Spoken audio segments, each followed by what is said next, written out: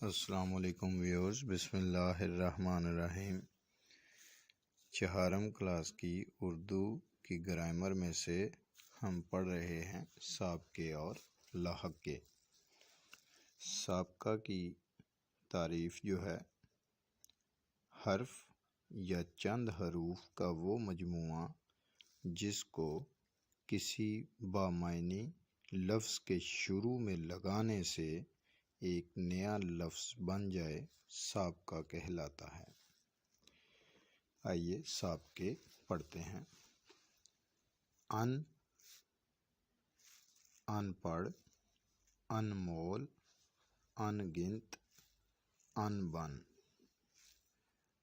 اب یہ ان سے جتنے بھی لفظ ہم نے پڑھے ہیں تو یہ ان لگنے سے ان کے مطلب جو ہیں وہ بن جاتے ہیں۔ اور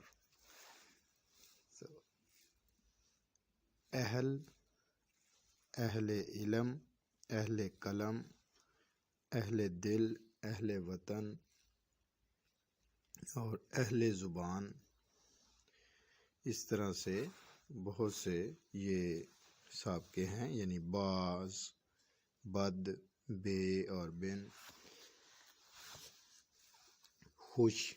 خوش لباس، خوش مزاج، خوش خوراک، خوش اخلاق، اسی طرح سے صاحب ہے، صاحب اختیار، صاحب خانہ، صاحب مال، اور اسی طرح سے نا ہے، نیک ہے، ہم ہیں۔ لاحقے جو ہیں ان کی تعریف ایک حروف یا چند حروف کا ایسا مجموعہ جو کسی بامعنی لفظ کے بعد لگا دینے سے ایک نیا لفظ بن جائے لاحقہ کہلاتا ہے۔ تو لاحقے اس کو پڑھتے ہیں۔ خانہ دیکھیں، خانہ، ڈاک خانہ، کتب خانہ، غسل خانہ۔ پرست، قوم پرست، بت پرست، حق پرست۔ باز، کبوتر باز، دھوکے باز، جاں باز۔ ترین، امیر ترین، کم ترین، بلند ترین۔ دار، مالدار، وفادار، جاندار، ایماندار۔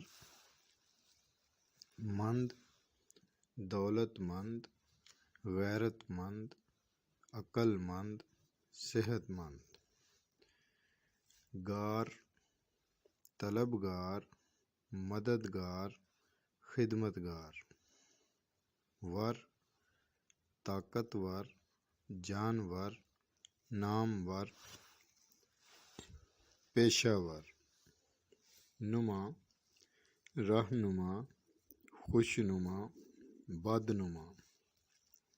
ناک، دردناک، خوفناک، افسوسناک، المناک۔ گاہ، سیرگاہ، عیدگاہ، بندرگاہ، قیامگاہ، طعام گاہ۔ فروش، کتب فروش، سبزی فروش، اسٹامپ فروش وغیرہ۔